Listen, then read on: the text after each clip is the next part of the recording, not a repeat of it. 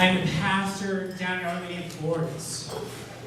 And it's just great to be here tonight. My brother and his wife are parishioners here at St. Joseph's. It's a beautiful parish. I know there's a lot of great things happening here. Before we jump into our topic tonight, I just thought you might like to know a little bit about your new pastor. Right? So Father Matt Book is, in our community, the Companions of Christ, Father Matt is known as the barrel-chested man, for obvious reasons. And I've known Father Matt for, like he said, probably about 10 years now. And I just want to give you some advice before we begin tonight. If you're like me, so I'm one of those people who sometimes likes to pick a fight. And Father Matt and I lived in the same house for a couple of years. And I'll never forget the day. Father Matt is kind of like a grizzly bear in the mornings. Good to know. I'm probably the only person in this room, except for his parents, that knows what Father Matt is like in the mornings. But every morning when we lived together, I would be praying on this little pew we had in our house. And every morning, Father Matt would come downstairs, perfectly put together, and very angry that he was awake. And I would look up the stairs that he was walking down, and I'd say, "Hey Matt, good morning." And he would take a deep breath, compose himself, try not to be angry. "Hi, Brian." Well, one day I thought, we finished a holy hour praying silent before the Eucharist, and I thought, now would be a good time to pick a fight with Matt.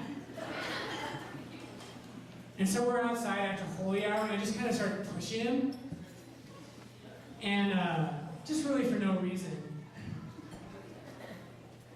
And he kind of resisted, he controlled himself, and he's like, barking, "Knock it off." And you might notice, you might have been confused when you saw me for the first time tonight. You might have thought, well, Father Brian is clearly as strong as Father Matt.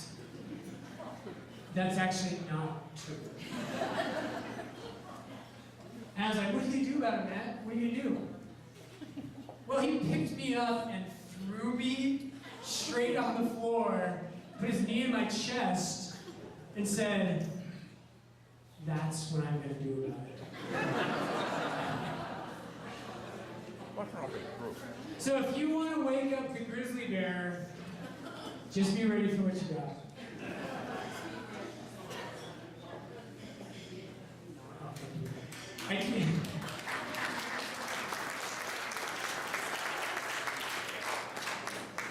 I do hope you all know what a gift you have in your new pastor. Father Matt Book is one of my best friends, and he's one of the most gifted men that's been ordained from our seminary since it's opened. He's really a gift, and he has so many things that God has blessed him with in his preaching, in his administration, but mostly in his love for Christ. So it's my privilege to be here tonight, and I hope you all realize what a gift you've been given in Father Matt.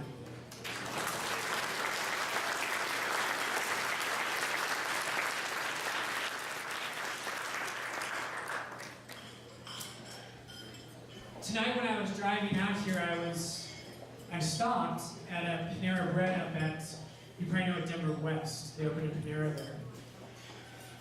And I stopped there to kind of do some reading and maybe put some finishing touches on this talk.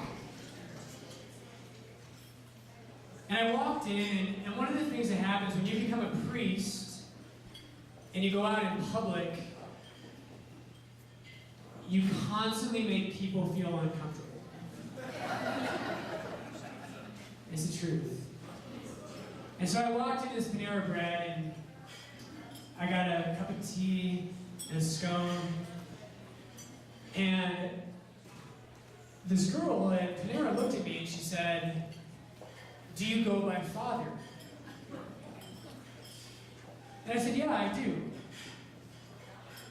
My name is Father Brian." And I said, "Are you a Catholic?" And she said, "No." She's like, I'm not a Catholic, but I'm a Christian. I said, okay, cool, that's nice. And but she said, I usually don't tell people I'm a Christian. I don't like telling people I'm a Christian. I like telling people that I have a relationship with God. And I thought, well, that's interesting. And I said, well, why is that? Why don't you like telling people you're a Christian? And she said, well, I don't want to be judgmental. And I don't want, that name Christian can be really politicized. And I don't want to make people feel uncomfortable. Now, priests, we have opinions about everything. I don't know if you've noticed that. And it's always that question. I pause for a second and the question went through my mind, okay, do I engage this? How do I engage this girl without making her totally overwhelmed? And I said, well, yeah, that's interesting. And we don't want to be judgmental as Christians. And that's important. But I said, Jesus died on a political charge. And maybe sometimes it's going to be truthful about, what we believe, that we believe Jesus is our King. Now, at that moment, you can feel the awkwardness and her level of uncomfort just rising, right? She's just getting uncomfortable. And I thought she was going to say, well, that's, engage me and say something back. And she said, oh yeah, that's great. Well, have a good night. I was like, okay. Clearly, I pushed that one too far. And it fit well with this talk tonight. And very simply tonight, what I want to engage you all with, it's great to be here tonight. I'm thrilled you're here to support your parish. And what I want to talk about just briefly is, what does it mean to be a person of faith? When we call ourselves Christians, what does that mean? What does it mean to say that we believe in Jesus Christ? If you're anything like me, you kind of want to have it all. We're never satisfied with what we have. We want to have a strong faith life. We want to be close to God. We want to be successful. We want people to like us. I had a great moment this week. I met with someone who I didn't know, and we were at a coffee shop. And she sat down with me, and we were just talking, and I said, well, why did you want to meet with me? And she said, well, a friend of mine said there's this really good-looking priest of Lourdes, and so I thought I'd look you up. And I was like, stop. Stop. And it's funny, as a celibate priest, it still flatters my ego to hear that. We all want to have kind of everything. We want to be the admiration of people. We want to be able to do everything. To love God, to fit in with our church. And like the girl Panera, I think what was really going on was she was getting at, we don't want conflict. Don't you wish we lived in an America where we could live our faith as Catholics? Where even if people disagreed with us, then they would say, well, you have some interesting points. I respect that. And we just got along. I think we all would desire that. I certainly would. But what I want to challenge you guys on tonight is that to be a person of faith is to risk something. To be a person of faith means that you and I risk something real. We put something on the line that we would not have done if we didn't believe Jesus Christ was God. And that makes us different. That's why you're here tonight. It's great to have a good time, have a glass of wine. I told a few people, I was like, I don't know if anyone here will get my sense of humor, so I was like, have another glass of wine right before I talk. We want to be nice people. We want to have comfort, and we want to have real faith. And here's where I want to challenge you. In Matthew 10:24, Jesus says this. He says, a disciple is not above his master. A disciple is not above his master. And if the world hates me, it will hate you. That's actually John 15 as well. As Christians, what it means to be a person of faith, for our faith to be real, to be people who honestly and earnestly follow Jesus, you and I have to risk something. How many of you here have ever heard of Blessed John Henry Cardinal Newman? Has anybody ever heard of him? So if you don't know about John Henry Newman, you need to look him up. He's a blessed in the church. He's considered one of the finest Victorian writers. He was a British Victorian writer. He was a priest as well. He was a big deal.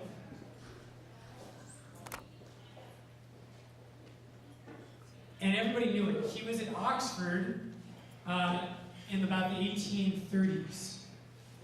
And what happened with Cardinal Newman, before he was cardinal, he was an Anglican priest.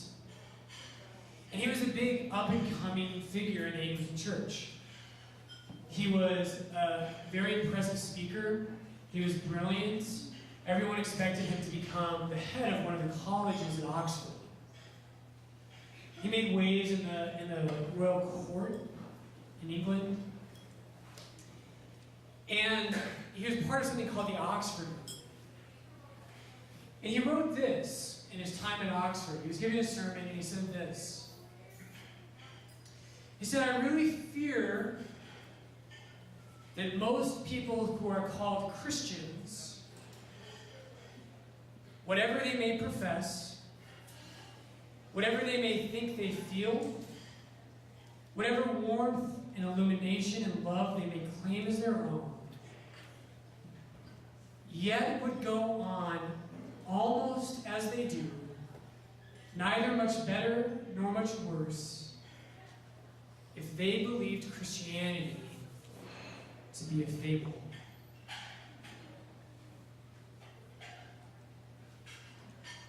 I love that line because it challenges me.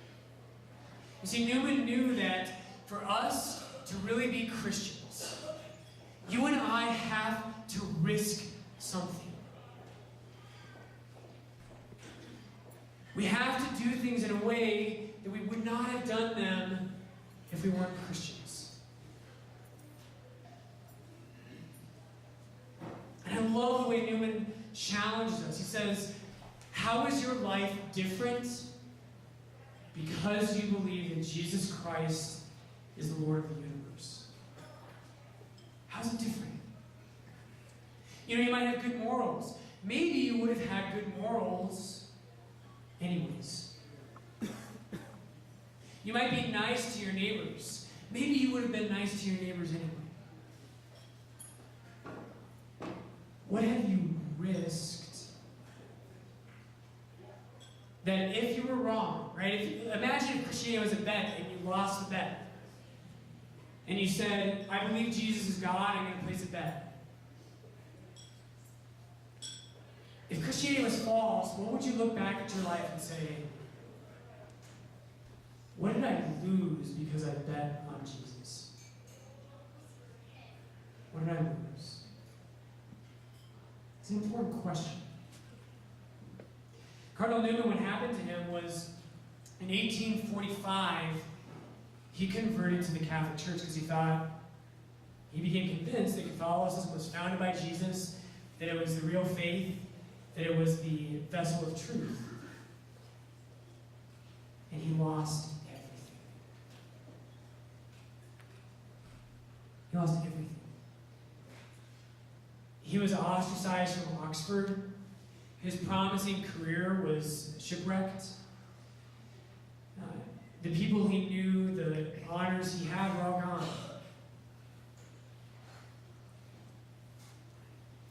And he risked it because of the faith that was deep inside of him. Okay, I know what you're thinking right now. Okay, Father Brian. I'm in between my second and third crib. Like, this is supposed to be a lighter talk, right? This is good for us. Tonight we're here to bless St. Joseph's Parish, to say we are people who believe in the mission of the Catholic Church in Golden. This weekend, and last weekend as well, we have in our gospel readings the call of the apostles. What did the apostles do? They left everything to follow Jesus. That's our mission. You and I, the people in this room tonight, you folks are the people in Golden, Colorado who believe that Jesus Christ is God. There's others, of course. But we're the ones who can bring that good message to the world. What happens in this parish is so important. It's so important. And if you're not invested in the work here in Golden, there's a great little parish called Our Lady of Lourdes. And I hear the parish has a really good-looking pastor.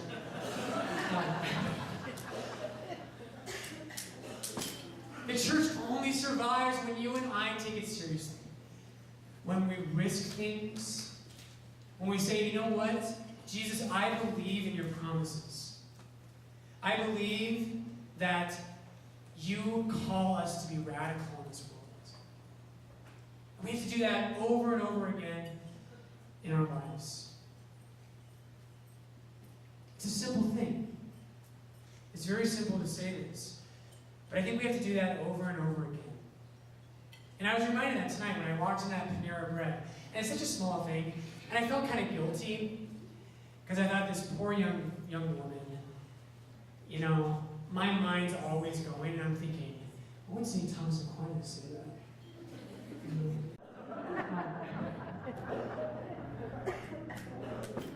The church only survives when you and I take it seriously. When we risk things. When we say, you know what? Jesus, I believe in your promises. I believe that you call us to be radical in this world. We have to do that over and over again in our lives. It's a simple thing. It's very simple to say this, but I think we have to do that over and over again. And I was reminded of that tonight when I walked in that Panera Bread. And it's such a small thing, and I felt kind of guilty because I thought this poor young woman, you know, my mind's always going, and I'm thinking, I would St. Thomas Aquinas say that. And she's just like, yeah, I'm a Christian, enjoy your scone. We have to think about these things, though. The Catechism tells us, see how far I am into my R15. Okay, good, I've got a half hour left. The Catechism tells us that what faith is, if you look at Catechism paragraph 26, go home tonight, look at it. Catechism paragraph 26 tells us that faith is a response. It's not believing true things. It's not agreeing to go to Mass on Sundays, that's necessary. Faith is a response. It's when Jesus Christ steps into our lives and you and I say, somehow from the depths of our heart, I don't have the answers and I don't know everything, but I'm going to follow that man. That's faith. Faith is when you and I take a step. Right? Peter and Andrew and James and John, Jesus said, come follow me. And they left their nets and they followed him. And they followed him.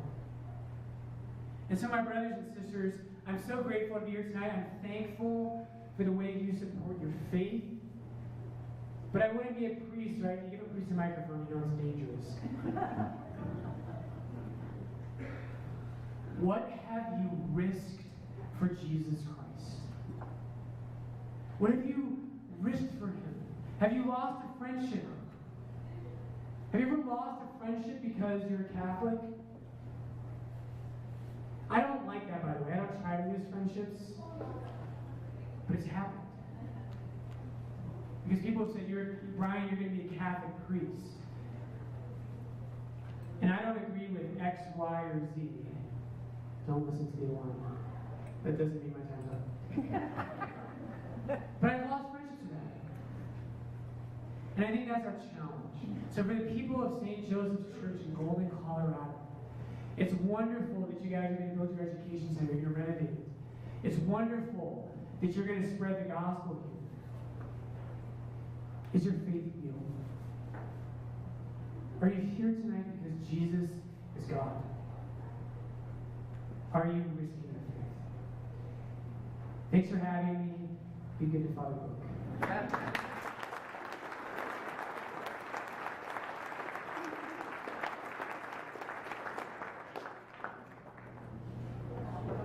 Father Brian, thank you very much.